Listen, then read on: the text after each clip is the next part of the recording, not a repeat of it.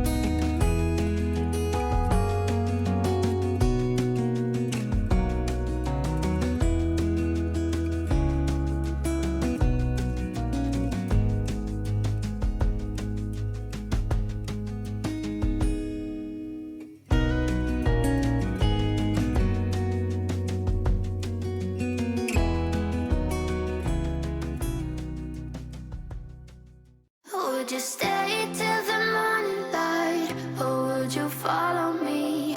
Or would you let it be?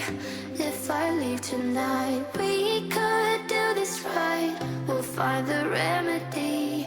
Or would you stay with me now till the morning light? There's a lot of controversy in the land of the South over cream and mushroom soup and chicken and dumplings.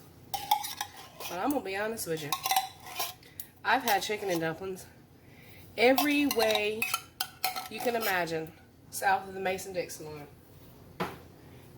And I like it with the cream and mushroom.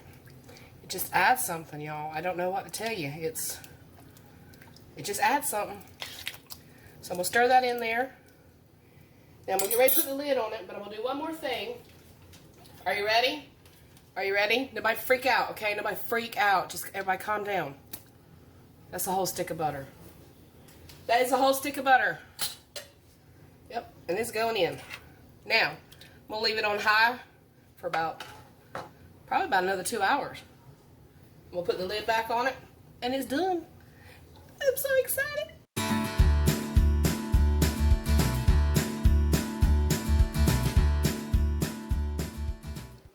Alright, y'all, so that's going to do it for another video. I hope that you enjoyed it, and if you did, make sure you hit that like button. Subscribe if you're new, ring the bell, and stick around. And I will see you all tomorrow. Take care, and God bless.